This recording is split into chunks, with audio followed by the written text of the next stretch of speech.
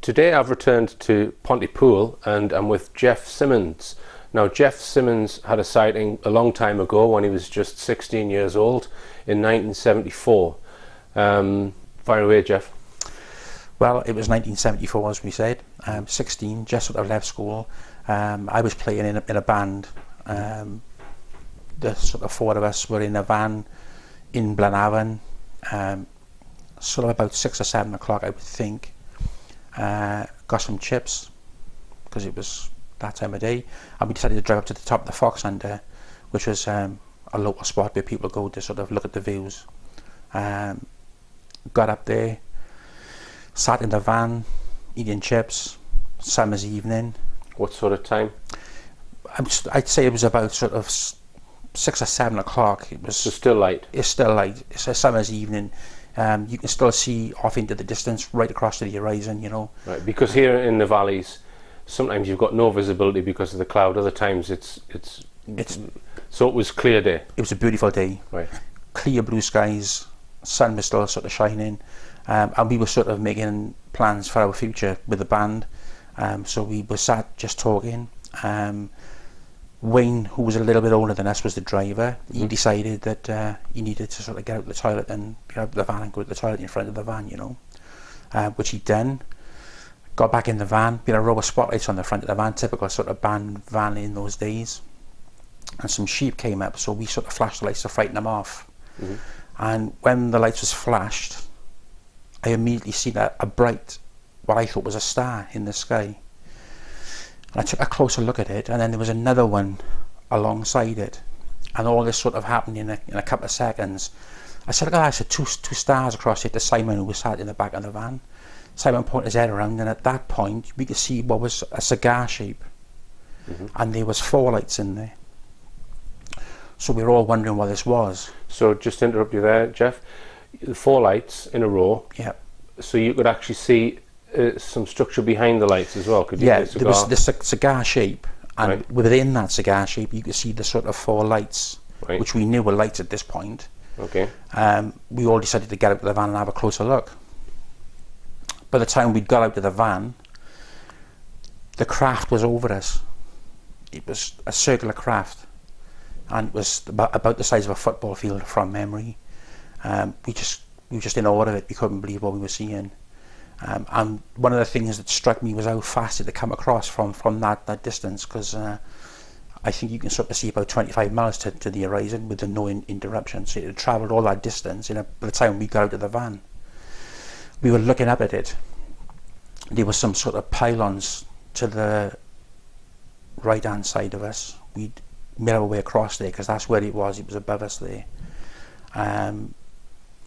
At this point I thought there were like lights running around the outside of it, I could see.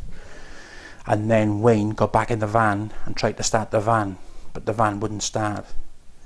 And then what happened was something from the centre of the craft came out and dropped down into what was the lower car park.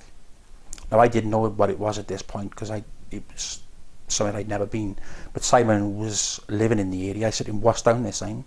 And he said, "Oh, it's just a lower car park." He said, "It's just a dingle down there." So at this point, this craft shot off and went towards Abergavenny, but didn't build up speed, no sound off it, just went and it was gone. And this other craft was down in the bottom now. So something came out of the larger craft, field-sized craft. Okay. When this craft shot off, the main one, the van started, and Wayne was shouting to us to get in the van and go. He wanted to go, and I said, "I'm going down there." I said, "I've got to know." Even though I was frightened, I was absolutely petrified what I'd seen. I had to go down and have a look to see what was down there. And I said to Simon, "How far is it to walk?" He said, "We can walk it. It's no problem." So Simon said he was coming with me, and then there's another boy with us, Yucca. He was the other boy in the band. He said, "I'm coming with you too," which left Wayne on his own. And then I think Wayne sort of realised that he was sort of the oldest one of us and he had to look after us and what have you. I think that's what it was. He agreed then to take us down. So we got in the van and we went down to the bottom car park. When we got down there, we parked the van, got out, and we could see this smaller craft that had come out, and it was like as if it was scanning the area. So how high off the ground would it have been? Well, at this point it was dark. It was getting dark, so it was difficult to see. I couldn't make out where the dingle was in comparison to where the craft was. Right, but by the time you'd got down to this place, it had got dark. It was getting dark because all you could see was like this light. Mm-hmm. It looked like a light underneath the craft, Mm-hmm. and the craft was sort of scanning back and forth. And this went on for quite some time. Did you get any impression of the shape of the craft? Just circular again, I think. Circular, okay. Yeah. And size?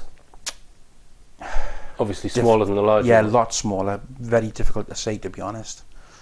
Big enough for someone to be in it? Yeah, I'd say that was possibly the case, because when it came out of the craft, it looked to be sort of maybe sort of 12 to 15 feet in diameter, Right. I think. So let's just go back to the larger craft. So there was some daylight at this point when it's come and hovered right over the top of you. Yeah. So what was the underside of it like? You say it was circular, the size of a football pitch, but can you give some detail of lights and texture? There was lights around the outside of it, but the underside it was all dark. It was all sort of like black. Right. I couldn't see any definition of Right, what I was see. there. Right. But again, it was, when we saw the main craft, it was a light sky, so it wasn't like it was black at this point. It was a light sky and it was a dark craft, but there was lights running around the outside of it. Mm-hmm. And can I just ask, were they rotating or were they still? Can you remember? They were running around. So there was some movement of the... There was some movement of right, light. okay. There was. Yeah. But no sound. Right. And as I say, when it took off, it didn't sort of build out, so it just went, and it was gone. Mm-hmm. And the moment that craft went, the van started. But when we were down in the bottom there, this thing looked like it was scanning the dingle. But as I say, because it was dark at this point, I couldn't make out how far off the ground it was. Mm-hmm. But I had this impression or this feeling that this craft was coming back behind us, the main one. How close did you get to that thing that was scanning the land? Difficult to say. We were in the bottom car park. We couldn't go any further because it was a dingle. We couldn't Right. see. So it's not changed that area any? I don't think so. I mean, I haven't been up there for Right. I don't know how many years. Right. So you didn't wait until this smaller craft still there when you left? It was still there when we left. Yeah. Right. And I tried to get Wayne to go back, because once I knew there was a car behind us, I wanted to see what the outcome of this was. Right. But Wayne wasn't having any of it. I'm going. Right. So I then persuaded him to go to the local pub where my two older brothers were, Mm-hmm. and tell them about it.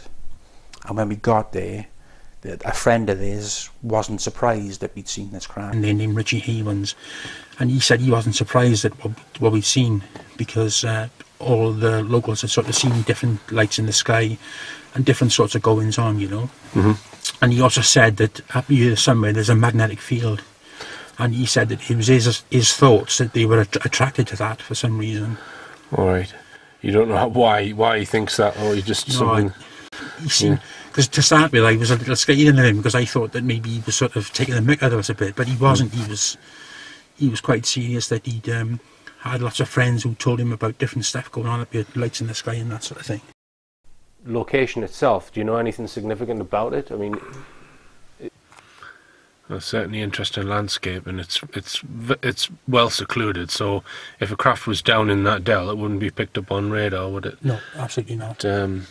Amazing how they seem to choose these remote, not far out the way, but fairly remote.